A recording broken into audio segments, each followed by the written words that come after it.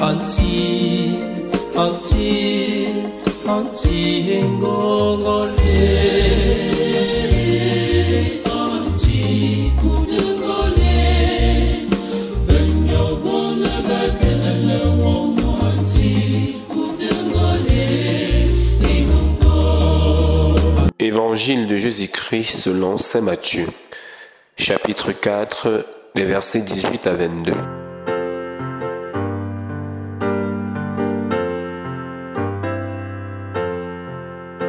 En ce temps-là, comme Jésus marchait le long de la mer de Galilée, il vit deux frères, Simon appelé Pierre et son frère André, qui jetaient leurs filets dans la mer car c'étaient des pêcheurs.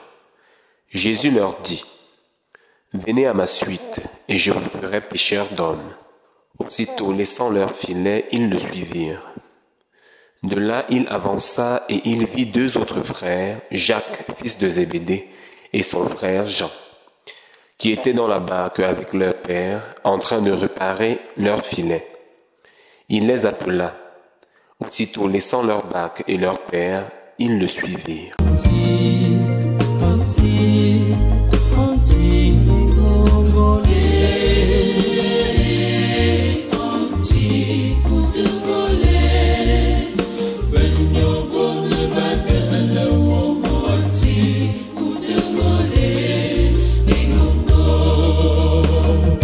Frères et sœurs bien-aimés, chers auditeurs et auditrices de la RVE, aujourd'hui 30 novembre, nous célébrons avec beaucoup de joie la fête de Saint-André. Qui est Saint-André? Saint-André est originaire de Bethsaïde, une ville située à 25 km de Nazareth, mais il a passé une grande partie de sa vie à Capharnaüm, où il exerçait la profession de pêcheur. Ses parents, Jonas et Joanna, lui ont donné une bonne éducation juive. André avait pour frère Simon-Pierre et il a été pendant un certain temps un disciple de Jean-Baptiste. Il s'est mis à suivre Jésus après l'invitation de Jean-Baptiste. Voici l'agneau de Dieu qui enlève le péché du monde. Il est l'un des premiers disciples à suivre Jésus. Son nom est mentionné dans la liste des 12. Qu'est-ce que le Nouveau Testament nous dit concernant André? Concernant André, le Nouveau Testament donne un certain nombre d'informations avant le mystère pascal ou avant la Pentecôte. André peut être défini comme un véritable pécheur d'hommes, comme quelqu'un qui conduit les gens en Jésus. Après avoir rencontré Jésus et passé une belle journée avec Jésus, après avoir expérimenté l'amour, la bonté de Jésus, André ne le garde pas pour lui-même. Il va voir son frère Simon et lui dit: « Nous avons vu le Seigneur. » Jean 1, versets 41 à 42.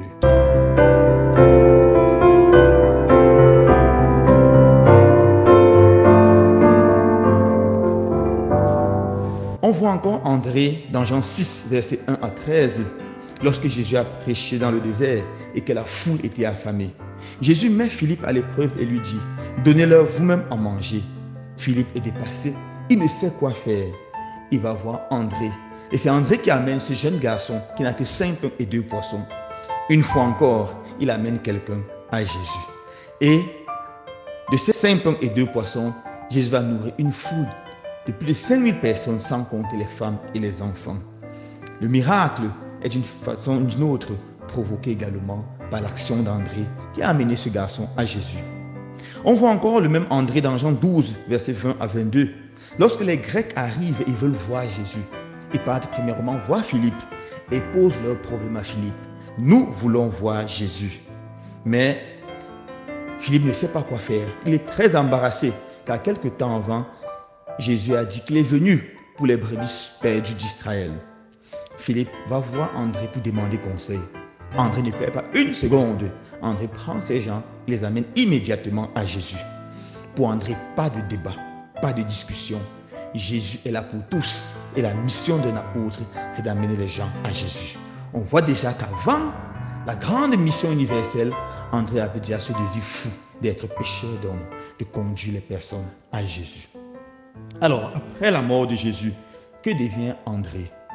Les Saintes Écritures ne disent rien concernant André après la mort de Jésus, Mais la tradition nous donne un certain nombre d'informations très intéressantes. Après l'ascension, André est parti prêcher la bonne nouvelle. Il a prêché la bonne nouvelle dans une partie de la Russie, de la Turquie, de la Grèce et principalement dans la ville de Patras. Il a fait une foule de convertis et a créé beaucoup de communautés chrétiennes, beaucoup d'églises. Lorsqu'il arrive à Patras, il prêche avec beaucoup de force et tellement de personnes se convertissent, y compris Maximilia, la femme du proconsul Aigus. Le proconsul était tellement énervé, il a décidé de se venger d'André en le faisant périr. Il a fait attraper André. Il a demandé à André de régner Jésus pour sauver sa vie, autrement il sera tué. André lui a dit, pour rien au monde je ne peux régner Jésus. Pour moi, vivre c'est le Christ. Pour moi, mourir c'est le Christ. Il a été condamné à être exécuté, crucifié. On l'a crucifié sur une croix en forme de X. Et il a fait 3 jours d'agonie sur cette croix. Et avant de mourir, il a dit, accepte-moi, ô Christ, toi que j'ai vu, toi que j'ai aimé, toi que j'ai servi, toi que j'ai annoncé. Accepte-moi dans ton royaume et pardonne à tous mes bourreaux.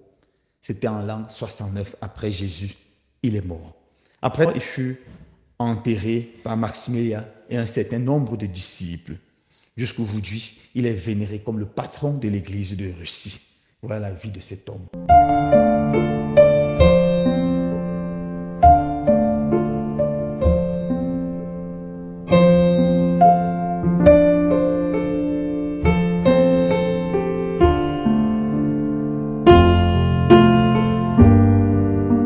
Alors, qu'est-ce que la vie d'André nous dit aujourd'hui?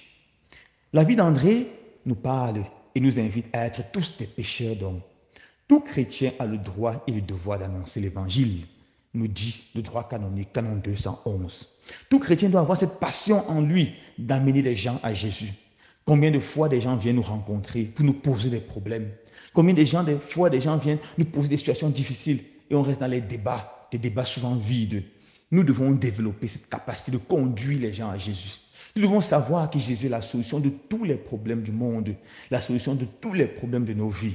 Jésus est la seule personne qui peut nous conduire au véritable bonheur, le bonheur qui commence dans cette terre et qui atteindra son paroxysme dans le monde à venir. En nous préparant à accueillir Jésus en Noël, demandons au Seigneur de nous donner la grâce d'être des héros de l'Évangile, des porteurs de la bonne nouvelle, à l'exemple de Saint André. Seigneur Jésus, toi le Seigneur des Seigneurs, nous te disons merci pour le don des apôtres. Et en ce jour, disons particulièrement merci pour le don de Saint André. Comme lui, donne la grâce de conduire les personnes à toi. Donne la grâce de t'annoncer par nos paroles, par notre style de vie, par notre amour et par notre charité.